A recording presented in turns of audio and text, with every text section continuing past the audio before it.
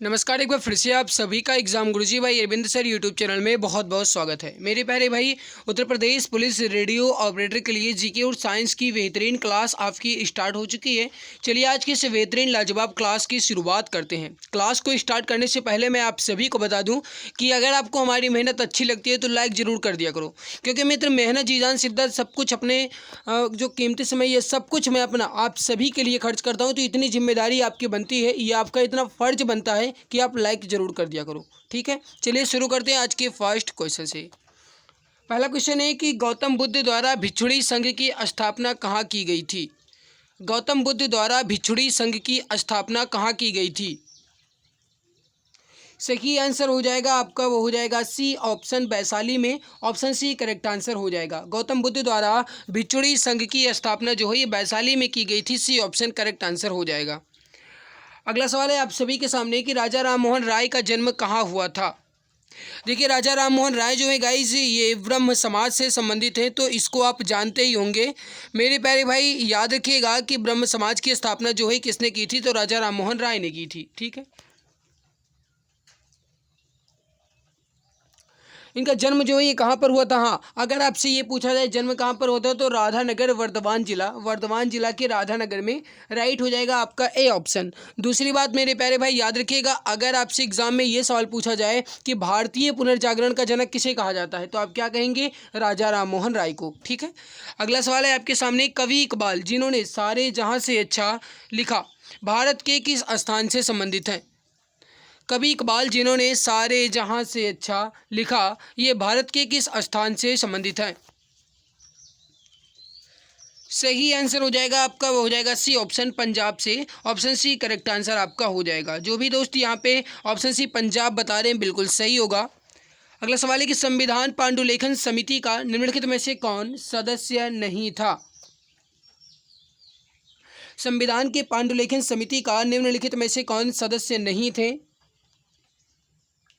देखिए, मोहम्मद सादुल्लाह, जवाहरलाल नेहरू और के एम मुंशी इसके सदस्य थे। हमसे पूछा गया कौन नहीं था, तो राइट आंसर हो जाएगा आपका C option A K Iyer. सही आंसर क्या हो जाएगा, A K Iyer. Option number C correct answer आपका हो जाएगा। भारत में राष्ट्रपति चुना जाता है, भारत में राष्ट्रपति का चुनाव जो है यह कैसे किया जाता है, इसका आंसर आपको बताना है।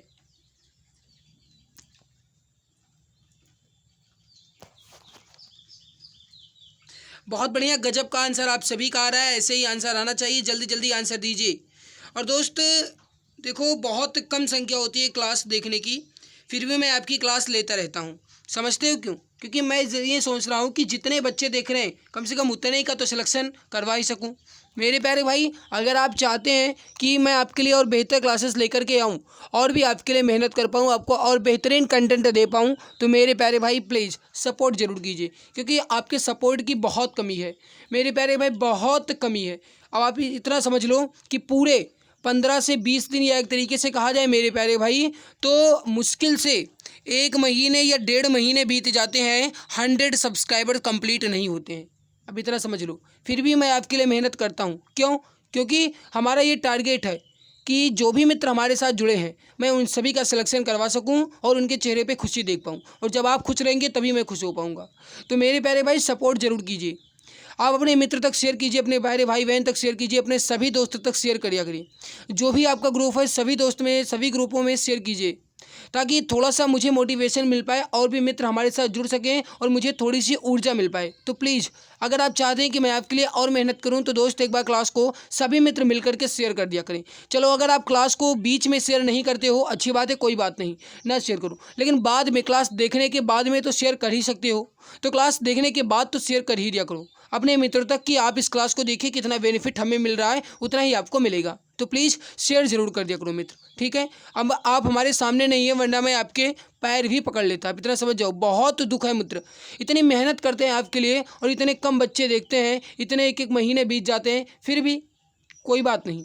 तो प्लीज़ एक बार शेयर ज़रूर कर दिया करो। भारत में राष्ट्रपति जो है किसके द्वारा चुना जाता है, ये पूछा गया है। सही आंसर हो जाएगा निर्वाचित सांसद व विधानसभा के सदस्यों द्वारा। सही आंसर हो जाएगा निर्वाचित सांसदों व विधानसभा के सदस्यों द्वारा। सही आंसर हो जाएगा आपका, वो हो जाएगा डी ऑप्शन। अगला सवाल है आपके सामने कि भारत के उच्चतम न्यायालय कानूनी तथ्य के मामले में राष्ट्रपति को परामर्श कौन देता है। यहाँ पर आप देख लीजिए चार के चारों ऑप्शन।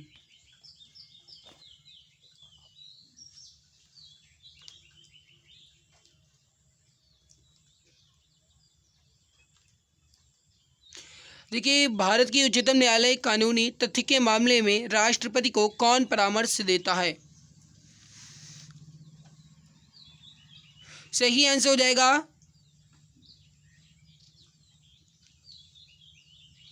देखिए मित्र, जो उच्चतम न्यायालय है यह राष्ट्रपति को परामर्श देता है। ये तभी देगा जब उसे परामर्श के लिए कहा जाता है। राइट क्या हो जाएगा? B option. आगे बढ़ते हैं, अगला सवाल है, भारतीय करेंसी नोटों के पिछले भाग पर कुल कितनी भाषाएं मुद्रित हैं और कौन सा वाक्य लिखा गया है? मैं भुगतान करने का वचन करता हूँ या अदा करता हूँ, ये आपने देखा होगा लिखा है। भारतीय करेंसी नोटों के पिछले भाग पर कुल कितनी भाषाएं मुद्रित हैं? राइट आंसर हो जाएगा कुल मिलाकर के 15। कितनी भाषाएं हैं? 15। सही आंसर क्या होगा आपका? D option. भारत में मुद्रा स्फीति दर की माप किस आधार पर होती है? भारत में मुद्रा स्फीति दर की माप जो है ये किस आधार पर होती है?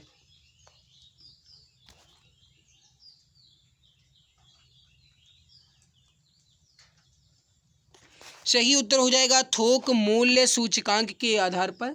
सही आंसर जो हो जाएगा ये हो जाएगा आपका वी ऑप्शन, थोक मूल्य सूचकांक के आधार पर। 1818 में पहली सूती वस्त्र कारखाना किस क्षेत्र में शुरू हुआ था? 1818 में पहली सूती वस्त्र कारखाना जो है कहाँ पर शुरू हुआ?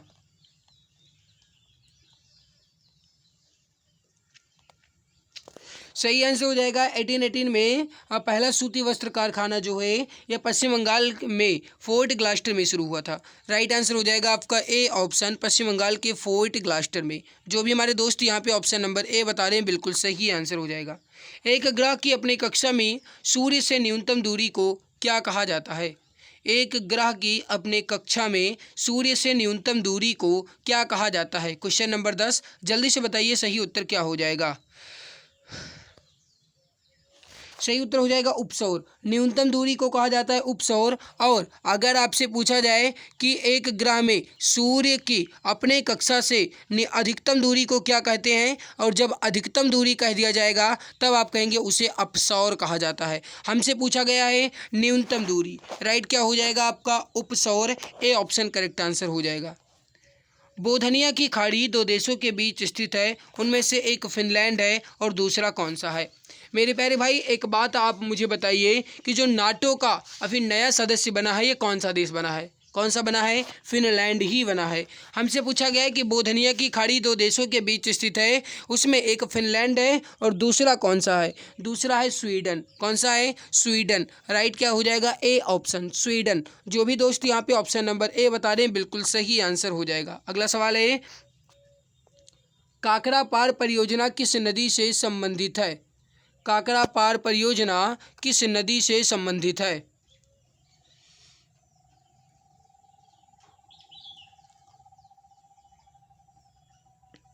देखिए, काकरा पार परियोजना जो है ये ताप्ती से संबंधित है। राइट आंसर हो जाएगा आपका, वो हो जाएगा ए ऑप्शन, ताप्ती। जो भी दोस्त यहाँ पे ऑप्शन नंबर ए बता रहे हैं बिल्कुल परफेक्ट आंसर होगा, बिल्कुल एग्जैक्ट राइट आंसर हो जाएगा। ताप्ती से है, ऑप्शन ए करेक्ट आंसर आपका हो जाएगा। आगे बढ़ते हैं, अगला सवाल है कि प्रकाश वर्ष किसकी इकाई है? लुल्लू वाला सवाल है, छोटे बच्चों वाला सवाल है। जल्दी से बताइए प्रकाश वर्ष किसकी इकाई है?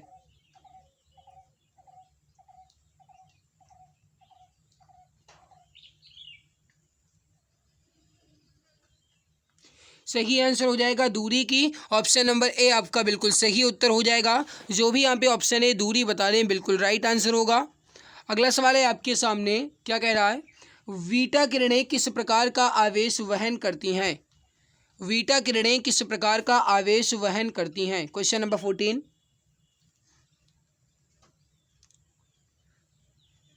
देखिए, वीटा किरण जो है ऋणात्मक आवेश वहन करती हैं। राइट आंसर हो जाएगा क्वेश्चन नंबर 14 का वी ऑप्शन, ऋणात्मक। जो भी दोस्त ऑप्शन बी बता रहे हैं बिल्कुल सही होगा। अगला सवाल है कि खसरा निम्नलिखित संक्रमण के कारण होता है। खसरा जो है किसके कारण होता है? Question number 15। देखिए खसरा जो है किसके कारण होता है, विषाणु के कारण। सही आंसर हो जाएगा आपका, वो हो जाएगा ए ऑप्शन विषाणु। जो भी यहाँ पे बता रहे हैं कि खसरा विषाणु के कारण होता है, ए ऑप्शन बता रहे हैं, बिल्कुल राइट आंसर हो जाएगा। अगला सवाल है आपके सामने, भारतीय शास्त्रीय नृत्य की सबसे प्राचीन शैली कौन सी है।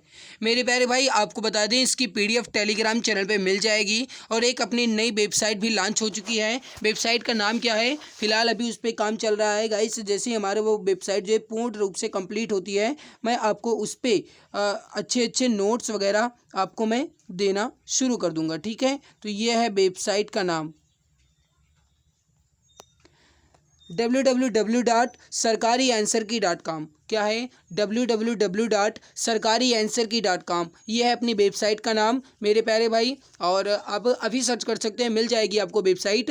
फ़िलहाल के लिए अभी मैंने उस पर कुछ इंपॉर्टेंट जीके के क्वेश्चंस को अपलोड कर दिया है। बाकी मेरे प्यारे भाई बहुत जल्द मैं उस पर मॉक टेस्ट भी आपका देना शुरू कर दूंगा, क्यूज वगैरह आपको वहाँ पर भी मिलती रहेंगी, ठीक है। तो अभी नहीं, फिलहाल के लिए अभी टेलीग्राम को ज्वाइन कर लीजिए, वहाँ पर आपको मिलेंगी। जब हमारा ये पूर्ण रूप से वेबसाइट अच्छे ढंग से कंप्लीट हो जाएगी बन करके, तब आपको यहाँ पे मिलेगी, ओके। भारतीय शास्त्रीय नृत्य की सबसे प्राचीन शैली कौन सी है, ये सवाल हमसे पूछा गया है। राइट आंसर हो जाएगा Kuchipudi. Option number B correct answer हो जाएगा कुचिपुड़ी। कुचिपुड़ी जो है शास्त्रीय नृत्य शैली है। और ये है कहाँ की, आपसे ये सवाल पूछा जाए तो आप क्या बताएंगे। कुचिपुड़ी जो है मेरे प्यारे भाई ये है आंध्र प्रदेश की। आपसे पूछा जाए कुचिपुड़ी कहाँ का है तो क्या बताएंगे आप, आंध्र प्रदेश, ठीक है। ओडिसी, ओडिसी जो है मेरे प्यारे भाई ये उड़ीसा का है, ठीक है। ये कहाँ का है, उड़ीसा का है। मोहिनी अट्टम जो है ये कहाँ का है, भरतनाट्यम जो है ये कहाँ का है। देखिए मोहिनी अट्टम जो है मेरे प्यारे भाई ये कहाँ का है, बताएंगे जल्दी से। और भरतनाट्यम जो है ये कहाँ का है, ये भी आप बताएंगे। बहुत बढ़िया। ये है गाइस आपका केरल का और ये है आपका तमिलनाडु। चलिए आगे बढ़ते हैं। अगला सवाल है आपके सामने कि काला चांद नामक चित्र का चित्रांकन जो है किसने किया था। मेरे प्यारे भाई थोड़ा सा समझ लीजिएगा, काला चांद नामक चित्र का चित्रांकन जो है ये किसने किया, हमसे ये सवाल पूछा जा रहा है। क्वेश्चन नंबर 17 है। राइट आंसर हो जाएगा आपका, ये हो जाएगा सतीश गुजराल ने किया था। किसने किया था, सतीश गुजराल ने किया था, ठीक है। तो यहाँ पे मैं आपको दिखा देता हूँ, एक मिनट, शायद ब्रश में कुछ प्रॉब्लम हो गई है। हाँ, राइट आंसर क्या हो जाएगा, Satish Gujral. D option correct answer आपका हो जाएगा, ठीक है मित्र। आगे बढ़ते हैं प्यारे दोस्तों, और आगे बढ़ने से पहले मैं आप सभी को बता दूं, आप सभी मित्र के लिए यूपी पुलिस कांस्टेबल एग्जाम को टारगेट करते हुए 5000 जीके क्वेश्चंस की ई बुक आप सभी के लिए लॉन्च की गई है, जिसमें 60% का डिस्काउंट चल रहा है। अगर आप अभी परचेज करते हैं तो आपको मात्र 39 रुपये में यह ई बुक मिल जाएगी। इसमें आपको history, geography, economic, constitution, science, physics, chemistry, biology और स्टैटिक जीके के 5000 क्वेश्चन के साथ एक्स्ट्रा पॉइंट्स मिल जाएंगे। ई बुक आपकी इमेज एंड कलरफुल है। और ये ई बुक जो है मेरे प्यारे भाई ये आपके यूपी पुलिस रेडियो ऑपरेटर और यूपी पुलिस कांस्टेबल एग्जाम को टारगेट करते हुए तैयार की गई है। अगर आप इसे चाहें तो मात्र 39 रुपये में परचेज कर सकते हैं 60% डिस्काउंट के साथ। इसको आप परचेज करना चाहते हैं तो व्हाट्सएप नंबर है 8948667652 8948667652। यहाँ पे आप व्हाट्सएप करके ई बुक को आसानी से परचेज कर सकते हैं। मात्र 39 रुपये में आपको ये बेहतरीन कंटेंट मिल जाएगा। बढ़ते हैं आगे। अगला सवाल, कजाकिस्तान की राजधानी क्या है। कजाकिस्तान की राजधानी क्या है। क्वेश्चन नंबर 18, कजाकिस्तान की राजधानी क्या है। सही आंसर हो जाएगा ए ऑप्शन अस्ताना। सही आंसर क्या हो जाएगा, अस्ताना। ए ऑप्शन करेक्ट हो जाएगा। अगला सवाल है, डॉलर किस देश की मुद्रा है। डॉलर किस देश की मुद्रा है। क्वेश्चन नंबर 19 है, डॉलर किस देश की मुद्रा है।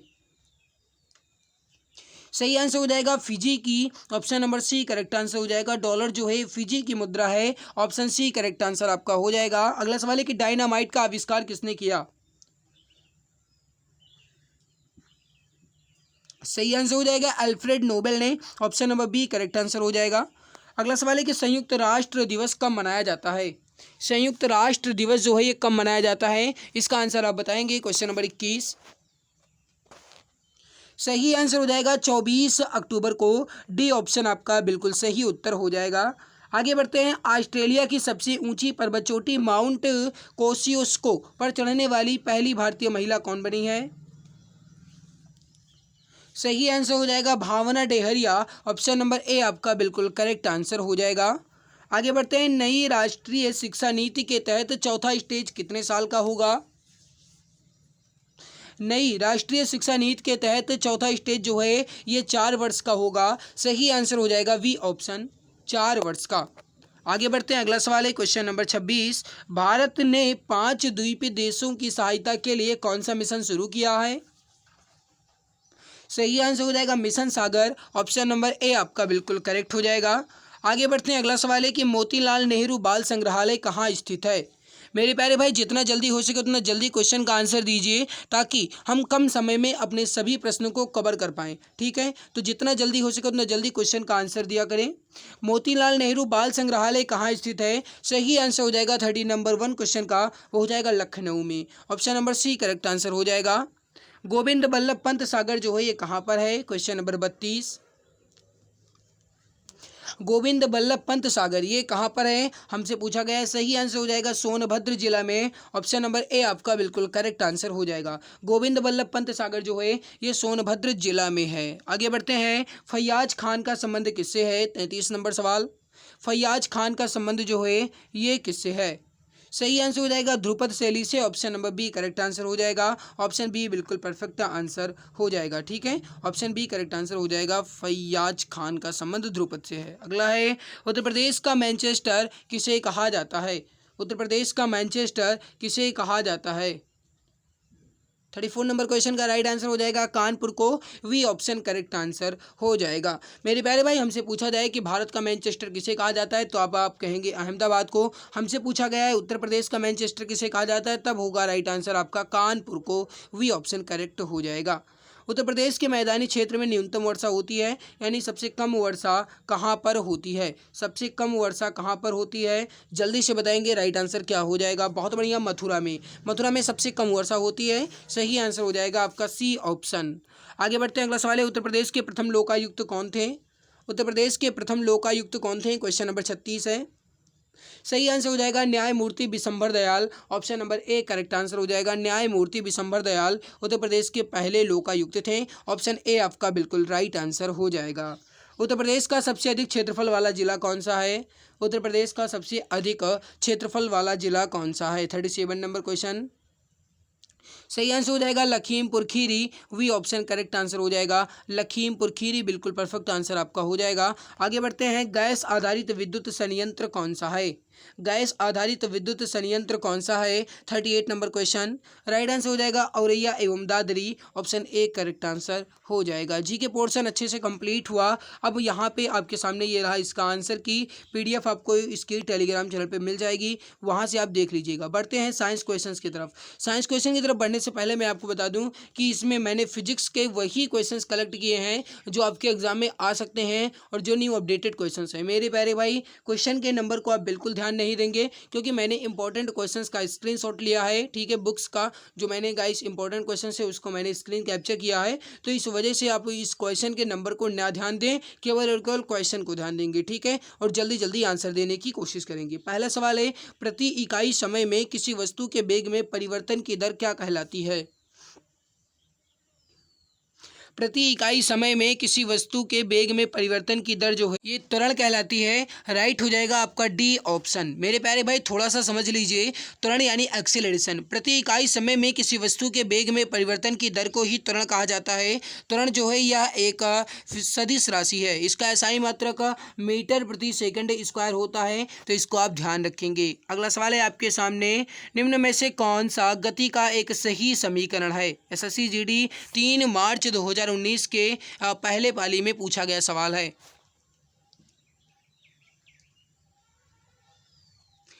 देखिए थोड़ा सा समझ लीजिएगा और बहुत इंपॉर्टेंट सवाल है मेरे प्यारे भाई, थोड़ा सा समझिए बस, ज़्यादा नहीं। बहुत इजी सवाल है, आपको ये भी पता होगा।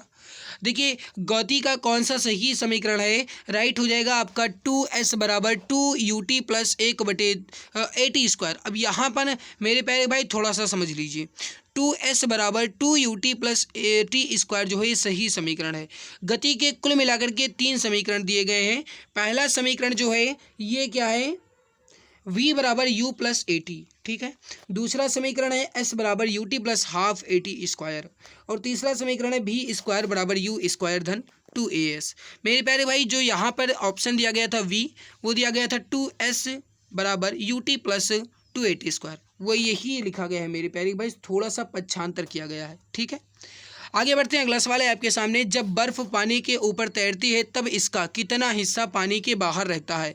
हाँ, अगर आपसे सवाल ये पूछा जाता है मेरे प्यारे भाई कि अगर आप एक पानी से भरे गिलास में बर्फ का टुकड़ा डालते हैं तो उसमें क्या परिवर्तन होगा, कोई भी परिवर्तन नहीं होगा, क्योंकि आर्किमिडीज का सिद्धांत फॉलो करता है कि आप जितने बर्फ के टुकड़े को डालेंगे वो उतना अपने बर्फ के आयतन के बराबर पानी पहले ही निकाल देता है। इस वजह से कोई भी परिवर्तन नहीं होता है। इसका कितना हिस्सा पानी के बाहर रहता है, 0.1 हिस्सा। 0.1 हिस्सा राइट होगा, सी ऑप्शन। थोड़ा सा समझ लीजिए, शुद्ध जल का 4 डिग्री सेल्सियस पर घनत्व अधिकतम होता है, इसकी तुलना में 0 डिग्री सेल्सियस पर बर्फ का घनत्व है, इसके घनत्व का 9/10वां भाग होता है, 9/10 गुना होता है। अतः शुद्ध जल में बर्फ का 90% भाग पानी के अंदर और 10% भाग या फिर 0.1% भाग पानी के बाहर होता है। तो इसको आप ध्यान रखेंगे। अगला सवाल है, एसएससी सीजीएल में पूछा गया सवाल है, एक ताजे अंडे को नमक के पानी में डालने पर क्या होगा। एक ताजे अंडे को नमक के पानी में डालने पर क्या होता है। सही आंसर हो जाएगा क्वेश्चन नंबर 255 का, एक ताजे अंडे को नमक के पानी में डालने पर क्या होता है। सही आंसर हो जाएगा तैरेगा, क्योंकि यहाँ पे राइट आंसर क्या होगा, तैरेगा। थोड़ा सा समझ लो क्यों तैरेगा, क्या कारण है। एक ताजे अंडे को नमक के पानी में डालने पर अंडा तैरता है, कारण है कि नमक के घोल का घनत्व अंडे के घनत्व से अधिक हो जाता है। अगला सवाल है आपके सामने, श्वेत प्रकाश के अपने घटक रंगों में छितराव को क्या कहा जाता है। श्वेत प्रकाश के अपने घटक रंगों में छितराव को क्या कहा जाता है। 348 नंबर सवाल है। राइट आंसर हो जाएगा, उसे हम वर्ण विक्षेपण कहते हैं। सही आंसर हो जाएगा आपका डी ऑप्शन, वर्ण विक्षेपण। थोड़ा सा समझ लीजिए, यहाँ पर थोड़ा सा नहीं समझना पड़ेगा ज़्यादा, चलो समझ लो। जब श्वेत प्रकाश की किरणें किसी प्रिज्म से होकर गुजरती हैं तो विभिन्न रंगों के अपवर्तनांक भिन्न भिन्न होने के कारण श्वेत प्रकाश से विभिन्न रंगों में विभक्त हो जाता है और इसे ही प्रकाश का वर्ण विक्षेपण कहते हैं। लॉर्ड रैले के अनुसार किसी रंग के प्रकाश का प्रकीर्णन उसकी तरंग दैर्ध्य पर निर्भर करता है तथा जिस रंग के प्रकाश की तरंग दैर्ध्य सबसे कम होती है उस रंग के प्रकाश का प्रकीर्णन सबसे अधिक होता है। मतलब बिल्कुल व्युत्क्रमानुपाती होता है, और जिस रंग के प्रकाश की तरंग दैर्ध्य सबसे अधिक होती है उसका प्रकीर्णन सबसे कम होता है। यही कारण है कि सूर्य के प्रकाश में बैगनी रंग जिसकी तरंग दैर्ध्य सबसे कम होती है उसका प्रकीर्णन सबसे अधिक होता है, यानी बैगनी रंग का प्रकीर्णन सबसे अधिक होगा। ठीक है, लाल रंग जिसका तरंग दैर्ध्य सबसे अधिक होता है इसका प्रकीर्णन सबसे कम होगा। तो हमसे एग्जाम में सीधे सवाल पूछा जाता है कि किस रंग की प्रकीर्णन सबसे अधिक होती है, तो आप क्या कहेंगे, बैगनी रंग की। और किस रंग की प्रकीर्णन सबसे कम होती है, तब आप क्या कहेंगे, लाल रंग की। हमसे पूछा जाए किस रंग की तरंग दैर्ध्य सबसे कम होती है, तब आप कहेंगे बैगनी रंग की तरंग दैर्ध्य सबसे कम होती है। और अगर आपसे पूछा जाए किस रंग की तरंग दैर्ध्य सबसे ज़्यादा होती है, तब आप कहेंगे लाल रंग की। ठीक है, बिल्कुल व्युत्क्रमानुपाती होता है, जिसकी तरंग दैर्ध्य ज़्यादा होगी उसका प्रकीर्णन कम होगा और जिसकी तरंग दैर्ध्य कम होगी उसका प्रकीर्णन ज़्यादा होगा। ठीक है, तो इसको आप ध्यान रखेंगे। अगला सवाल है, उस परिघटना या फिर प्रकाश के प्रकीर्णन द्वारा संचालित का नाम क्या है जिसमें सूर्योदय और सूर्यास्त के समय पहाड़ों की चोटियां गुलाबी या नारंगी रंग की हो जाती हैं। सही आंसर हो जाएगा, वो हो जाएगा यहाँ पे अल्पेंग्लो। राइट हो जाएगा डी ऑप्शन। आगे बढ़ते हैं, अगला सवाल है आपके सामने, क्या कह रहा है, एक अवतल दर्पण में यदि बिंब को वक्रता केंद्र पर रखते हैं तो बनने वाला प्रतिबिंब कहाँ होगा। बताएंगे इसका राइट आंसर क्या होगा। एक अवतल दर्पण में यदि बिंब को वक्रता केंद्र पर रखते हैं तो बनने वाला प्रतिबिंब जो है ये वक्रता के केंद्र पर होगा। राइट होगा D option.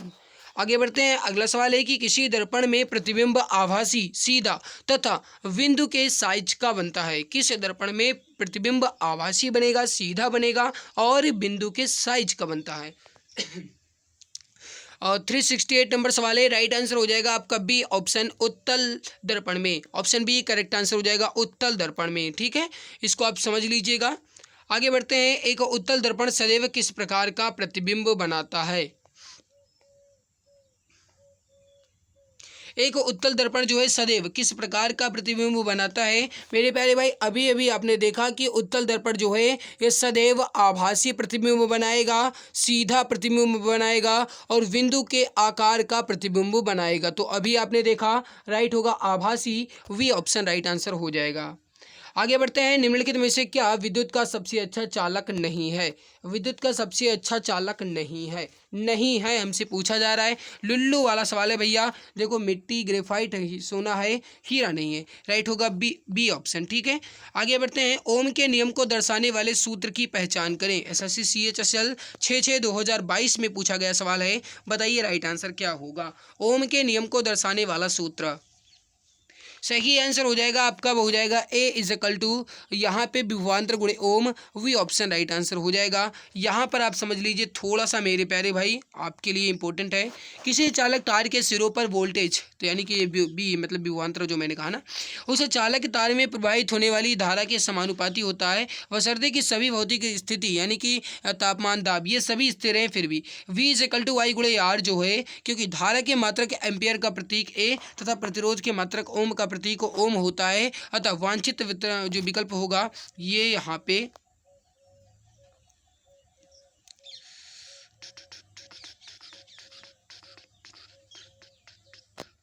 V is equal to ए गुणे ओम होगा। ठीक है, तो यहाँ पे थोड़ा सा समझ लीजिएगा, कंफर्म कर लीजिएगा एक बार मेरे प्यारे भाई, एक बार कंफर्म कर लीजिएगा आप। V इज इक्वल टू ए गुणे ओम होगा बता रहा है, तो ए ऑप्शन राइट होगा। ओके, चलिए आगे बढ़ते हैं। अगला सवाल है कि निम्न में से किस उपकरण का डिजिटल सर्किट में उपयोग किया जाता है ताकि बड़े कंप्यूटर की मेमोरी में संग्रहित जानकारी क्षणिक बिजली की विफलता के दौरान नष्ट ना हो?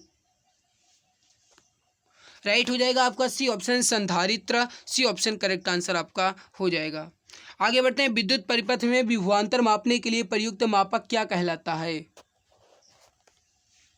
विद्युत परिपथ में विभवांतर मापने के लिए जो मापक होता है इसे हम वोल्ट मीटर कहते हैं। डी ऑप्शन करेक्ट आंसर आपका हो जाएगा। आगे बढ़ते हैं। इलेक्ट्रिक स्टोव का आविष्कार किसने किया था? सही आंसर हो जाएगा, वो हो जाएगा आपका लॉयड ग्रोम कैपमोन ने। ऑप्शन ए आपका करेक्ट आंसर हो जाएगा। आगे बढ़ते हैं। अगला सवाल है, पियानो का डैश द्वारा आविष्कार किया गया था? पियानो का आविष्कार किसने किया था? सही आंसर हो जाएगा, वो हो जाएगा यहाँ पे बर्टोलोमियो क्रिस्टोफोरी ने। ऑप्शन डी करेक्ट आंसर हो जाएगा आपका मेरे प्यारे भाई, इसको आप ध्यान रखेंगे। टेलीविज़न का आविष्कार किसने किया था? टेलीविज़न का आविष्कार जो है ये किया गया था J.L. वेयर्ड के द्वारा। ए ऑप्शन आपका करेक्ट आंसर हो जाएगा। आगे बढ़ते हैं। डायनामाइट का आविष्कार किसने किया था? एसएससी CHSL MTS और JEE इन सभी में पूछा गया है। राइट होगा अल्फ्रेड नोबेल ने। वी ऑप्शन करेक्ट आंसर आपका हो जाएगा। 1863 में किया गया था, इसको भी आप ध्यान रखेंगे। अगला सवाल है आपके सामने, क्या कह रहा है कि निम्नलिखित में से कौन सी ऊर्जा समुद्र से उत्पन्न नहीं होती है? तरंग, सागर तापीय और ज्वारीय ऊर्जा ये सब इसमें उत्पन्न होती है, लेकिन भूतापीय ऊर्जा उत्पन्न नहीं होती है। वी ऑप्शन करेक्ट आंसर आपका हो जाएगा। निम्नलिखित में से कौन सा एक इंसुलेटर नहीं है? इंसुलेटर नहीं हमसे पूछा जा रहा है। देखो यहाँ पे इबोनामाइट, शीशा और सूखा कागज ये सब है, मरकरी नहीं है। राइट होगा बी ऑप्शन। बलों की एक ऐसी जोड़ी है जो परिमाण में बराबर विपरीत दिशा में निर्देशित और सीधी दूरी या श्रेणों से विस्थापित रहती है। राइट होगा युगल। वी ऑप्शन करेक्ट आंसर हो जाएगा। चलिए कंप्लीट हुआ यहाँ पे आपका जीके और साइंस दोनों मेरे प्यारे भाई। आई होप ये हमारी मेहनत आपको अच्छी लगी होगी और उस ओम वाले नियम को एक बार कंफर्म कर लीजिएगा। ठीक है मित्र, मैं कंफर्म करके आपको कल बता दूंगा, आप उसे एक बार देख लीजिएगा। अगर आपको हमारी मेहनत अच्छी लगी है तो लाइक जरूर कीजिएगा। अगर आप चैनल पर पहली बार आए तो सब्सक्राइब कर लीजिएगा। PDF आपको टेलीग्राम चैनल पर मिल जाएगी, वहाँ से आप इसकी PDF को आसानी से प्राप्त कर सकते हैं। बेहतरीन क्लासेस के लिए आप चैनल को सब्सक्राइब जरूर कर लीजिएगा ताकि नोटिफिकेशन आपको समय से मिला करे। मिलते हैं इसके बाद एक और नई खास वीडियो में, तब तक के लिए खुश रहिए, मुस्कुराते रहिए। जय हिंद, जय भारत, वंदे मातरम। नमस्कार। अब जीके विषय का डर हुआ पूरी तरह खत्म। जी हाँ, आप सभी के लिए 5000 प्लस क्वेश्चंस की ई बुक लॉन्च की जा चुकी है। इस ई बुक में आपको history, geography, economic, constitution, science के अंतर्गत फिजिक्स, केमिस्ट्री, बायोलॉजी और स्टैटिक जीके के 5000 प्लस क्वेश्चंस के साथ एक्स्ट्रा पॉइंट्स मिलेंगे। यह ई बुक आपको इमेज एंड कलरफुल मिलेगी ताकि आपको पढ़ने में मजा आए। इस ई बुक को आप मात्र 39 रुपये में परचेज कर सकते हैं, जिस पे 60% का डिस्काउंट चल रहा है। अगर आप अभी परचेज करेंगे तो आप मात्र 39 रुपये में खरीद सकते हैं। इसको खरीदने के लिए UPI ID पूजा BCI T05@OKSBI पर आपको मात्र 39 रुपये पे करना है, या फिर अन्य डिटेल्स आप व्हाट्सएप नंबर 8948667652 पे आप प्राप्त कर सकते हैं। यहाँ से भी आप परचेज कर सकते हैं। यह ई बुक आपको सभी एग्जाम्स में बहुत ज़्यादा हेल्प करेगी और आपको सिलेक्शन दिलाने में बहुत ज़्यादा मदद करेगी। बहुत बहुत धन्यवाद।